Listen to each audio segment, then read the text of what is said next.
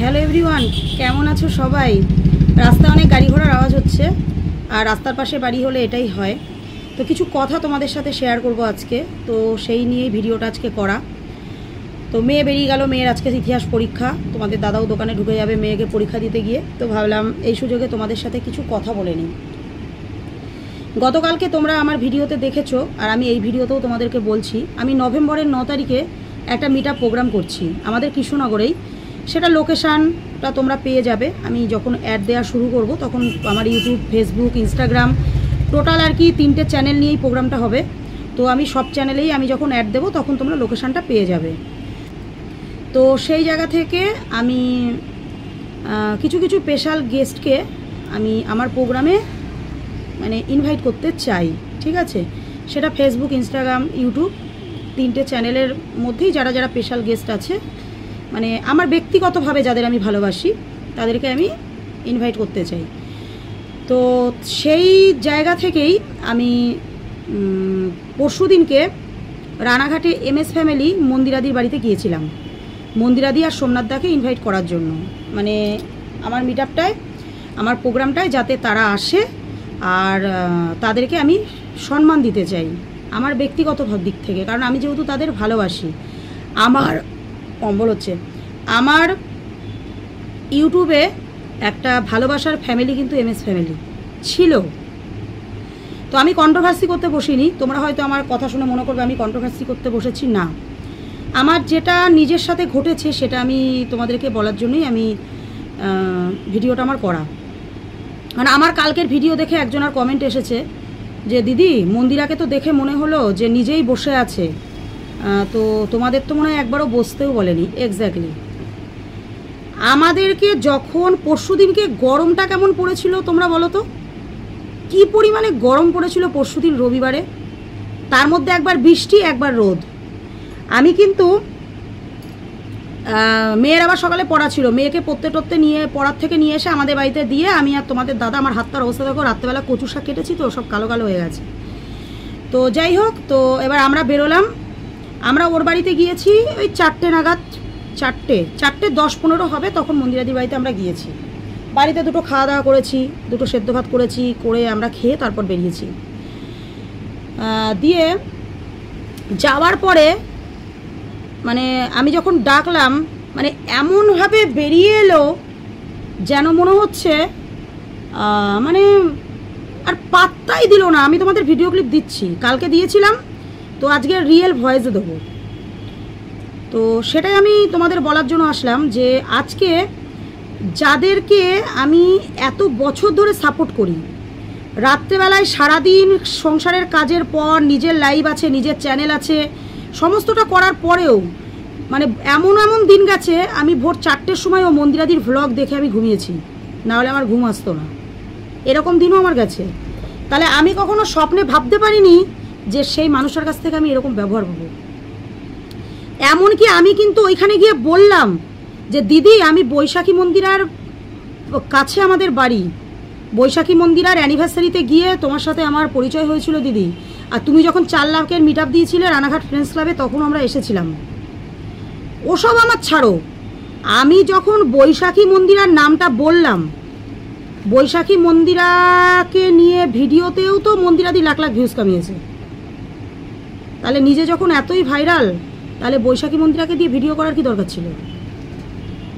নিশ্চয়ই বৈশাখী মন্দিরা ফেম ভালো, বৈশাখী মন্দিরা যথেষ্ট ভালো মানুষ, তার জন্যই বৈশাখী মন্দিরার ভিডিওটা ক্যাপচার করেছি আমি, সেইভাবে তাদের খাইয়ে দাইয়ে যত্ন আত্তি করে এবার অনেক ভিউজ কামিয়েছি আমি। কিন্তু মনের দিক থেকে মন্দিরাদি তুমি একদম ভালো নও, যেটা তোমার বাড়িতে গিয়ে আমি বুঝতে পেরেছি। তাহলে তোমার কাছে যে ভাইরাল মানুষ, অবশ্যই বৈশাখী মন্দিরা ভালো, ঠিক আছে?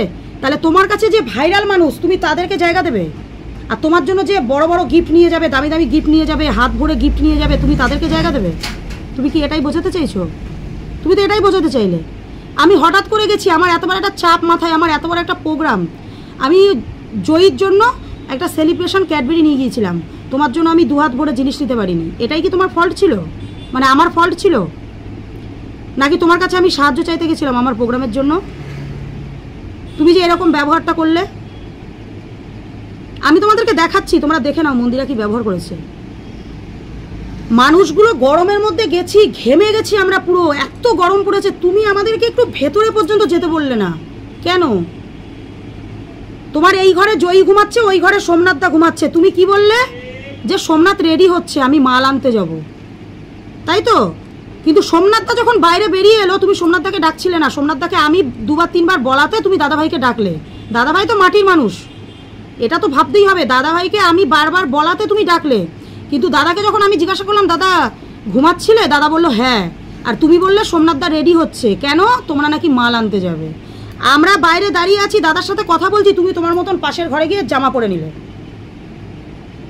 মানে তুমি আমাদের বোঝাতে চাইলে যে আমি চুড়িদারটা পরে নিয়েছি, এখন আমি ব্যস্ত, তোমরা এখন আমার বাড়ি থেকে তাড়াতাড়ি মানে হাঁটো, এটা তুমি বোঝাতে চাইলে, তাই তো? সোমনাথদা তো মাটির মানুষ, সোমনাথদা বারবার বলাতে আমি তোমাদের ঘরে ঢুকেছি, নাহলে তোমার ঘরে ঢোকার কোনো বিন্দুমাত্র আমার ইচ্ছা ছিল না। তুমি আমাকে বাইরেটায় ওই চেয়ারটার মধ্যে বসতে দিচ্ছ, বাইরে তোমার গ্রিলটার কোনায় একটা চেয়ার রাখা আছে, সেখানে তোমার কাপড়টা একটা সাদা কাপড় তুমি রেখে দিয়েছো, মুগ ডাল শুকাতে দিয়েছিলে, সেখানটায় পিঁপড়ে ধরে গেছে, সেইখানটায় তুমি আমাকে বসতে দিচ্ছ কেন গো? তোমার সৌভাগ্যী কুটিরে কি আমাদের দুটো মানুষ একটু বসার জায়গা ছিল না? না আমি তোমার বাড়িতে কিছু কুমতলবে ঢুকেছিলাম, তুমি সেটা মনে করেছিলে?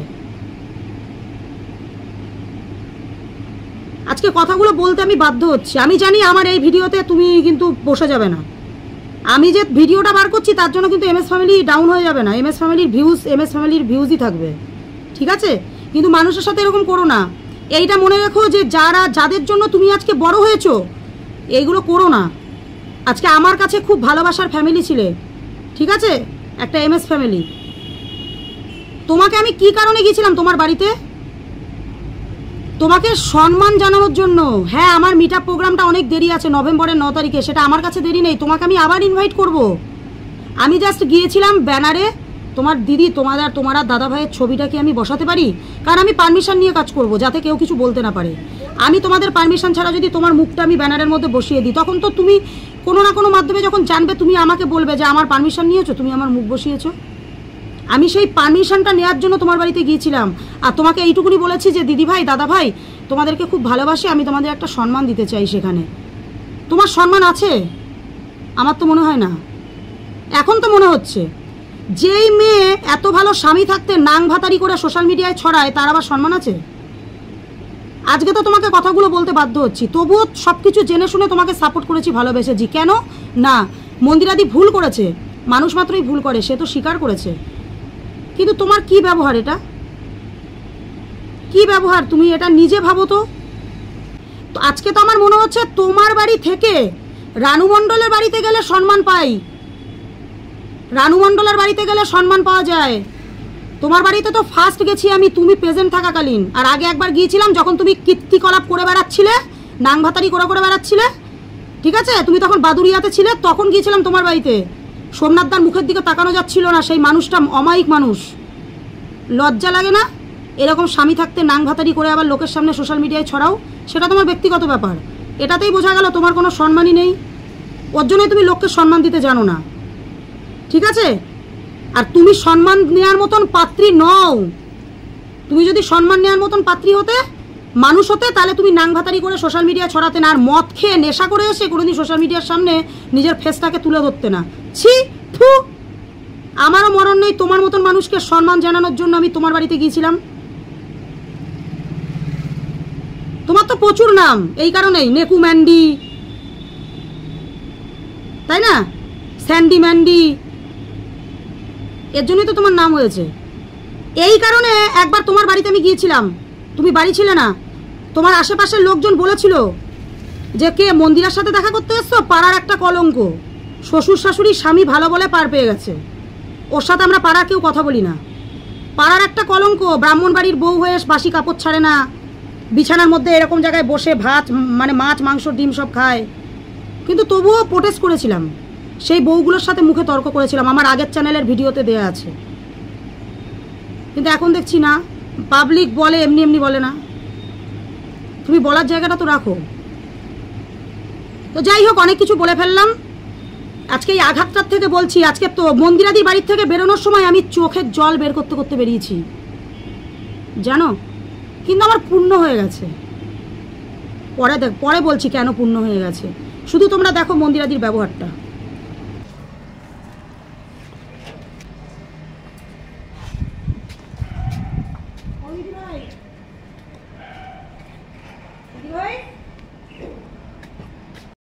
শুয়েছো? না না, এই দোকানে যাবো, রেডি হচ্ছি। ওই দেখো আমি আসছি।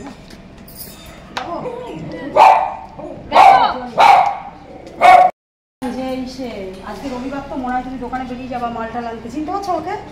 এই কৃষ্ণনগর থেকে এসে সেই বৈশাখী মন্দিরের বাড়ি গিয়েছিলে। ওখানে তো দাদা কোথায়? ওই তো রেডি হচ্ছে, দোকানে যাবো। এখনই বেরিয়ে যাবা? হ্যাঁ, এখন না গেলে ফিরতে পারবো না তো আমরা।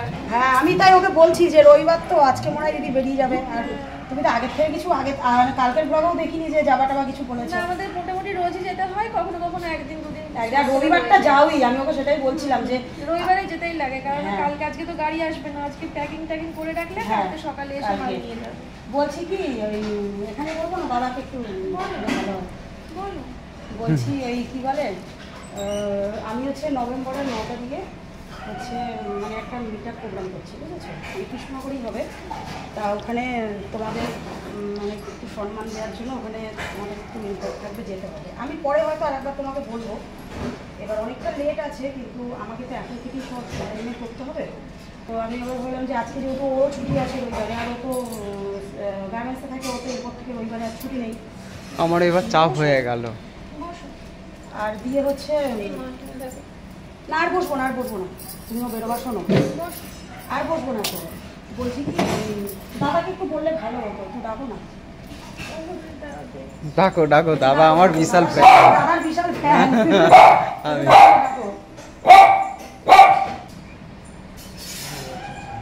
ভালো আছো দাদা? ঘুমিয়েছিলা? ওই দেখো দাদা। হ্যাঁ, তোমাদের কাছে এই হচ্ছে কি বলে নভেম্বরের 9 তারিখে হচ্ছে একটা মিটআপ প্রোগ্রাম রাখছি আমি। ওখানে একটু তোমাদের সম্মান দেওয়ার জন্য তোমাদের যেতে হবে, মানে এখনো দেরি আছে। নভেম্বরের 9 তারিখ জগদ্ধাত্রী পুজোর পর। এবার আমার তো এখন থেকে অ্যারেঞ্জমেন্ট করতে হবে। এবার আর তোমাদের বলবো আবারও। আজকে আসার কারণ হচ্ছে আমি তো ইউটিউব, ইনস্টাগ্রাম, ফেসবুক নিয়ে প্রোগ্রামটা করছি, তো সেখান থেকে আর কি। আর দাদা তো আমি আগেও এসেছি, তো দুবার সেই কুচবিহার থেকে ওরা এসেছিল আমার সাথে, নিয়ে এসেছিলাম না দুবার করে। একবার তোমাদের পাইনি চলে গেছিলাম, আর একবার তোমার সাথে দেখা হয়েছিল। না এখন আর বসবো না, তোমরাও বেরোবা। দোকানটা করছো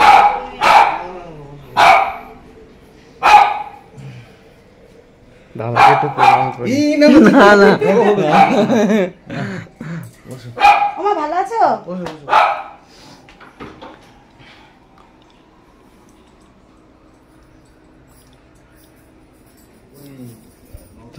ভালো আছো তুমি?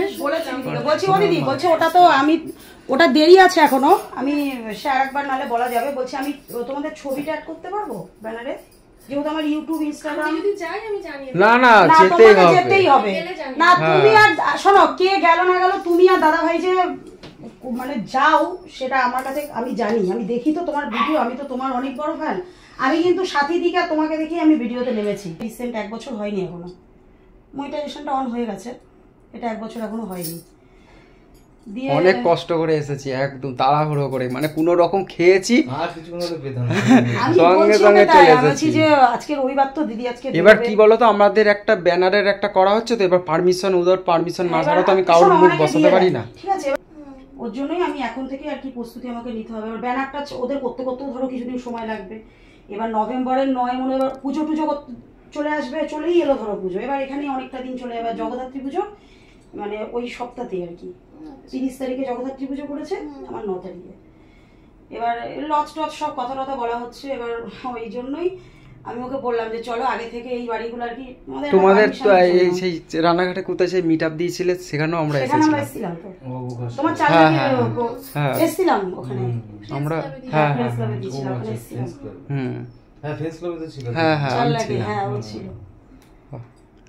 কারোর প্রোগ্রামে না থাকি না, তোমার প্রোগ্রাম যেখানে যেখানে আমি কামাই করে দেবো পুজোর মধ্যে। তাহলে কি তোমাদের কি ছবির পারমিশনটা আমি জানিয়ে দেব? না ছবি এমনি ব্যানারে বসাবো না? জানিয়ে দেব আমি। কি করে জানাবা তুমি? নাম্বার দিয়ে যাও। তাহলে নাম্বারটা দিয়ে যাও দিদিকে। দেখলে মানে ও মনে হচ্ছে অস্বস্তি বোধ করছে, আমরা যে ওর বাড়িতে রয়েছি ও মনে হচ্ছে অস্বস্তি বোধ করছে, মানে কতক্ষণে আমরা ওখান থেকে বেরিয়ে আসবো। সোমনাথদা আমাদের ঘরে ডেকে নিয়ে গেল, কিন্তু সোমনাথদা আমাদের বলতে পারছে না যে তোমরা বসো। একবার আমাদের মুখের দিকে তাকাচ্ছে, একবার নেকু ম্যান্ডির মুখের দিকে তাকাচ্ছে, এটাই তো হচ্ছে। আমি ভেবেছিলাম যে নিশ্চয়ই, পরে আমি এটাও চিন্তা করলাম যে মন্দিরাদি এরকম করলো, তাহলে কি মন্দিরাদি কোনো কারণে ডিস্টার্ব আছে, তার মানুষের মন মেজাজ সবসময় ভালো থাকে না, যে দিদির কি শরীর খারাপ নাকি দিদি ব্যস্ত, মানে কোনো কারণে ডিস্টার্ব আছে, হতেই পারে, মানুষের মন মেজাজ খারাপ হতেই পারে। কিন্তু না গো, গতকালকের ভিডিও যখন এলো মন্দিরার দিব্যি ভালো। যখন বেরোচ্ছে মাল আনতে, আমার ভিডিওতে গতকালকে দেখে নাও, যেই চুড়িদারটা পরেছিল সেই চুড়িদারটা পরেই মন্দিরা রেডি হলো। সোমনাথদার সাথে কত রোম্যান্টিক ভিডিও, রোম্যান্স মুডে ভিডিও করে সে মাল আনতে বেরোলো। তাহলে তোমার মনটা কোথায় খারাপ ছিল মন্দিরাদি, যে তুমি আমাদের সাথে এরকম ব্যবহার করলে?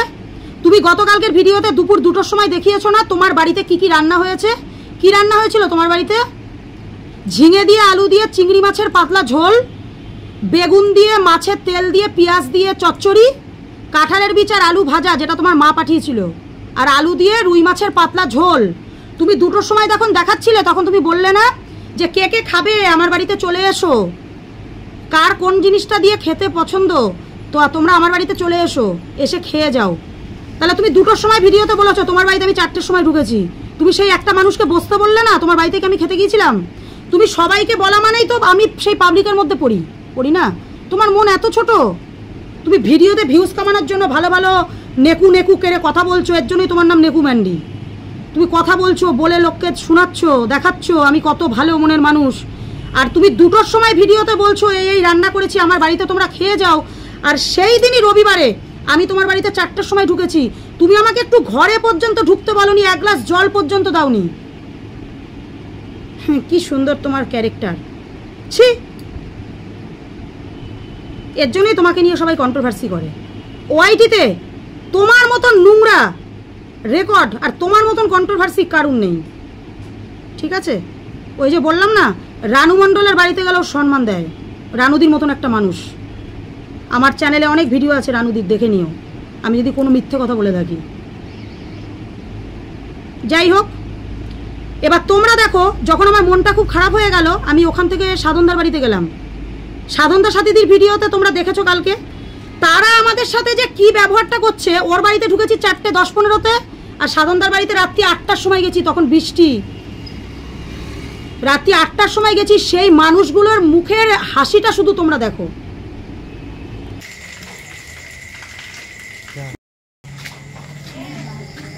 কৃষ্ণনগর থেকে এসছি, দিদি মনে করছে রাত্রে বেলায়, আর বলো না, কত জায়গায় ঘুরতে ঘুরতে আসলাম তো তার জন্য। দাদা ভালো আছো? ও জুতোটা খুলো। তোমরা আমাদের গুরুদেব, আমাদের সিনিয়র। না না না, কেন? আসো। আমাদের কৃষ্ণনগরের দিকে বৃষ্টি হচ্ছে না। কখন এসেছিলাম, এবার আমি না অতটা ঠিক খেয়াল নেই, নাহলে এইটুকু হেঁটে আসলেই হতো। সে দাদার সাথে রাস্তায় দেখা হলো, মনে নেই তো অতটাও, অতদিন আগে।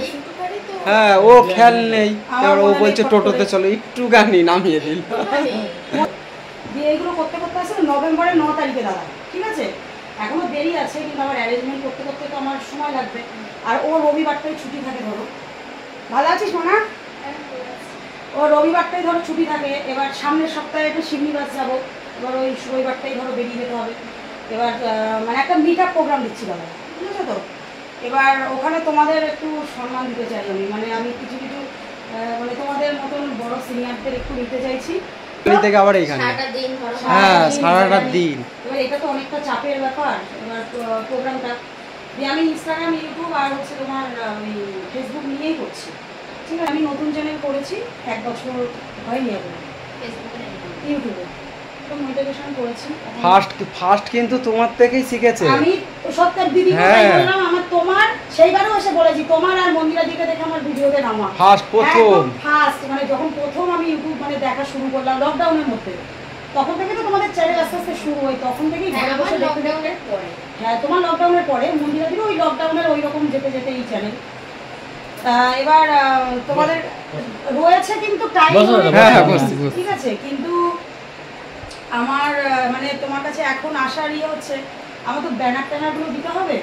তা দিদি তোমাদেরকে কি আমি ছবি বসাতে পারবো? বসো দাদা বসো। বসো আমি একটু চা বিস্কুট ব্যবস্থা করি, তোমরা বসো আমি আসছি।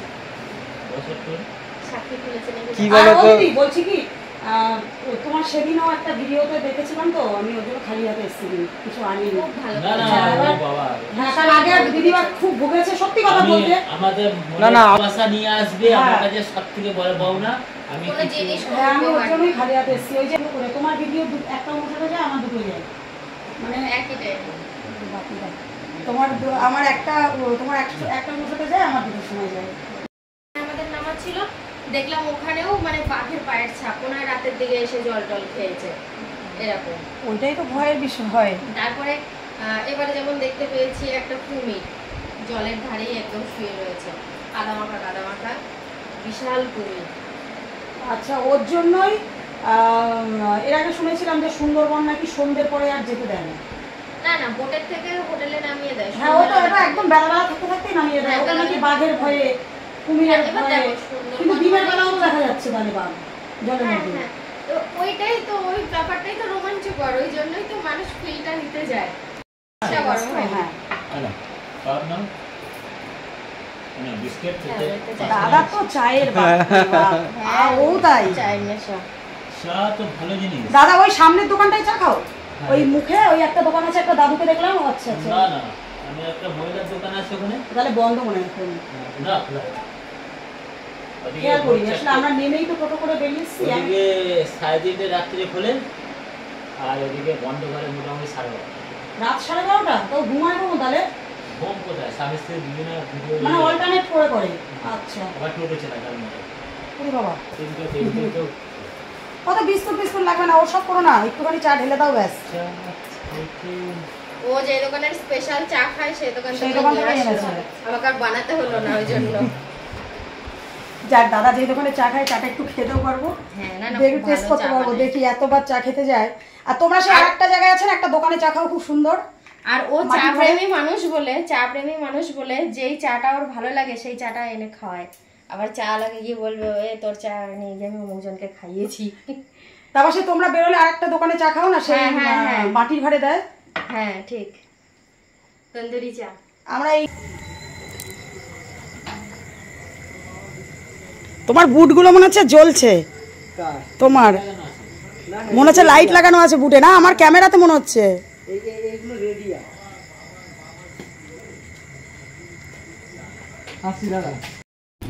দেখলে, এর জন্য আমি গতকালকের ভিডিওতে বলেছি যে কেন এই মানুষগুলোর নামে মিথ্যে কথা বলো, সাধনদের সাথে দিয়ে অহংকার, গেলে খারাপ ব্যবহার করে, এগুলো করো না। আমি কালকেও বলেছি, আজকেও বলছি, আমি যে এত বড় একটা ডিসিশন নিয়েছি না, দাদা সত্যি একটা সিনিয়র মানুষ, নিজের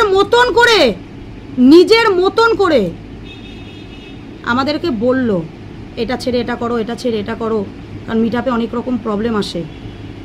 আমি যখন আমি বললো মাথা ঠান্ডা করে কাজ করো, বুঝতে দিল। 9টার সময় বেরিয়েছি সাধনদার সাথীদের বাড়ির থেকে, তবু আমাকে তারা, আমরা যে 9টা বাজে না, তবু তাদের মধ্যে একটু অস্বস্তি বোধ আমি দেখিনি যে আমরা 9টা পর্যন্ত তার বাড়িতে বসে আছি। 1 ঘন্টা ছিলাম সাথীদের বাড়িতে। তোমার বাড়িতে তো 10টা মিনিট জায়গা দিতে দাওনি আমাদের, লজ্জা লাগে না তোমার? যাদের জন্য তুমি আজকে এত কিছু, তুমি তাদের সাথে এরকম করো। আমার না হলে আমি কদিন চ্যানেল খুলেছি, তোমাকে তো আমি প্রথম থেকে সাপোর্ট করি, লকডাউন থেকে তোমার চ্যানেল। আজকে এত বছর সাপোর্ট করার পরে, এত ভালোবাসার পরেও তুমি এরকম ব্যবহারটা তোমার থেকে, ছি, খুব কষ্ট লেগেছিল খুব। কিন্তু যখন সাধনদার সাথীদের বাড়ির থেকে বেরোলাম না গো, এই বুক ভরা এতটা ভালোবাসা নিয়ে বেরোলাম, তাদের প্রতি ভালোবাসা আরও বেড়ে গেল। কিন্তু তাদের বাড়িতে কিন্তু আমি কিছু নিয়ে যাইনি। আমি বলেছি দিদি কিছু হাতে করে, শুনলে তো দিদি, দাদা তখন বলল মন থেকে ভালোবাসা নিয়ে আসবা, আমরা এটাই খুশি। কারণ সাথীদি একটা এত বড় প্রবলেমে পড়েছিল, সাথীদিও একদিন নিয়েছে, সবাই জিনিস নিয়ে গেলে নিয়েছে, কেউ কিছু খাবার নিয়ে গেলে খেয়েছে। কিন্তু আজকে আমার যদি এত বড় ক্ষতি হয়, আমার শরীরের যদি এত বড় একটা সমস্যা হয়, আমি বাঁচবো না এমন একটা পরিস্থিতি হয়, আমি তখন বাধ্যতামূলক মানুষকে বলবো যে আমার জন্য তোমরা কিছু নিয়ে এসো না।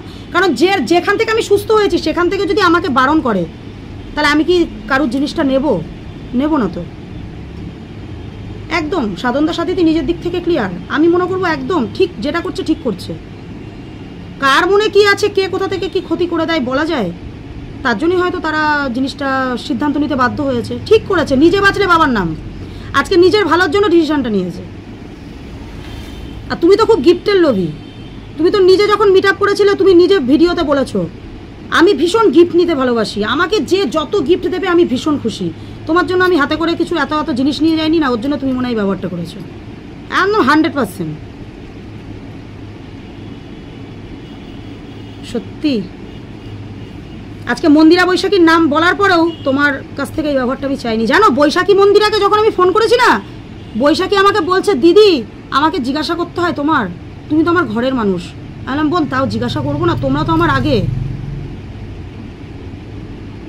এত তো ব্যস্ত থাকে ওরা, তবুও যখন ফোন করি না বৈশাখী মন্দিরা ফোনটা ধরে না।